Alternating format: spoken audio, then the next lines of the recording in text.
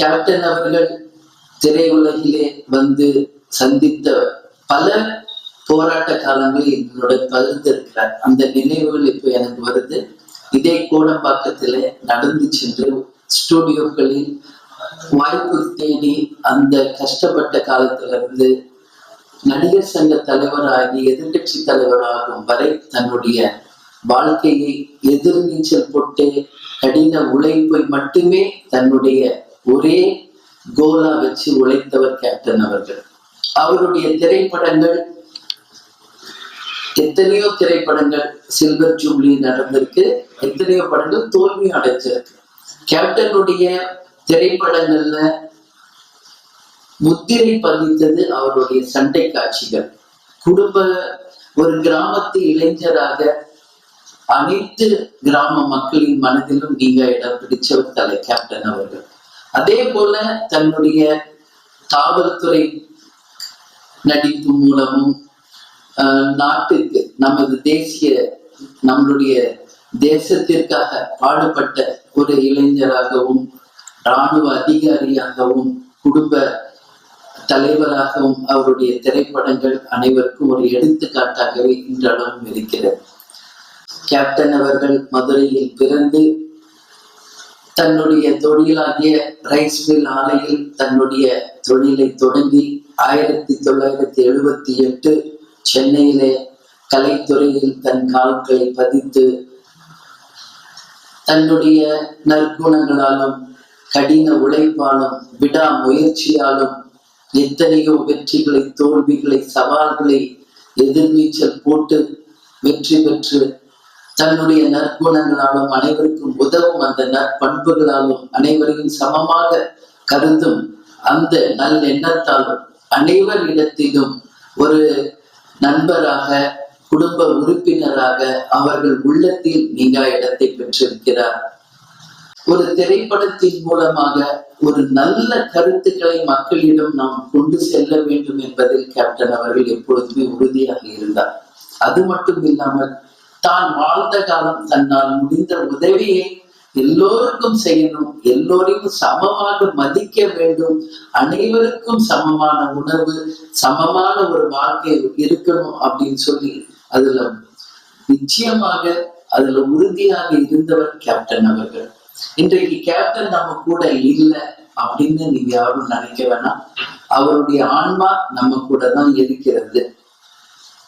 கேப்டனுடைய இறுதி பயணத்திலே நேரடியாக வந்து பங்கேற்ற அனைவருக்கும் என்னுடைய நன்றிகளை இந்த நேரத்தில் தெரிவிச்சுக்கிறேன். அதற்கு பிறகு பல்வேறு காரணங்களால் அந்த நிகழ்வுக்கு வர முடியாதவர்கள் அதற்கு பிறகு வந்து கேப்டனையும் வீட்டுக்கு வந்து அஞ்சலி செலுத்தியவர்களுக்கும் இந்த நேரத்தில் என் நன்றிகளை தெரிவிச்சுக்கிறேன். ஏதோ ஒரு சூழ்நிலை காரணமாக அவருடைய இறுதி பயணத்திலே பங்கேற்க முடியாத ஒரு நிலை ஏற்பட்டு இந்த ஒரு சூழ்நிலையில் வந்து அவருக்கு பங்கேற்க முடியலையே அப்படின்னு நீங்க எங்கேயோ இருந்தாலும் உங்கள் எண்ணம் நிச்சயம் கேப்டன் கிட்டதான் இருந்திருக்கும் என்பதுல எந்த விதமான ஐயப்பாடும் எங்களுக்கு கிடையாது.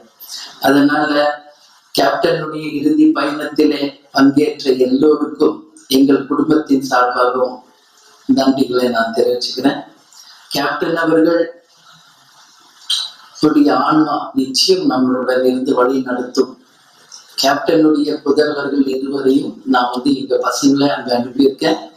அவங்க 2 பேரும் நிச்சயமாக கேப்டன் விட்டு சென்ற அவருடைய கலை பயணத்தை நிச்சயம் தொடர்வாங்க.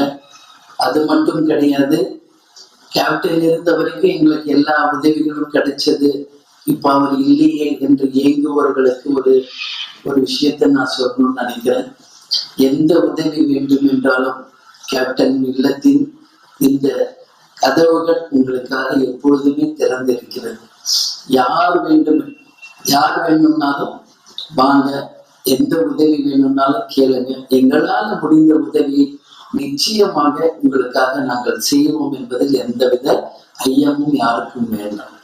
எனவே அனைவர் மனதிலும் கேப்டன் வந்து தன்னுடைய எளிமை, உதவும் குணம், அனைவரையும் சமமாக நடத்தும் எண்ணம், கடின உழைப்பு முதல் கொண்டு ஒரு மணிமகுடமாய் அனைத்து மக்கள் மனசிலும் இடம்பெற்றிருக்கார். கேப்டனுடைய இறுதிக்காக அந்த அவருடைய மறைவை கேட்டு தன் வீட்டுல ஒரு நிகழ்வு நடந்தது போல ஒவ்வொரு தமிழர் வீட்டிலும் இந்த துக்கமான ஒரு நாளாக அந்த நாளை உலகத்தில் இருக்கும் அனைத்து தமிழர்களும் அந்த நாளை எல்லோரும் நீங்க சோகத்தில் இருந்தீங்க என்பதை எனக்கு தெரியும்.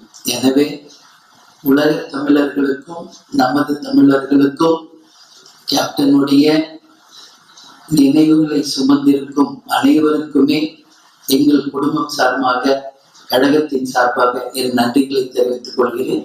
தென்னிந்திய நடிகர் சங்கத்திற்கு ஒரே ஒரு வேண்டுகோள், தென்னிந்திய நடிகர் சங்கத்தின் கட்டிடம் வெகு விரைவில் கட்டி முடித்து அந்த நாள் தான் நிச்சயமாக கேப்டன் அவருடைய ஆன்மா உண்மையில் சந்தோஷப்படும்.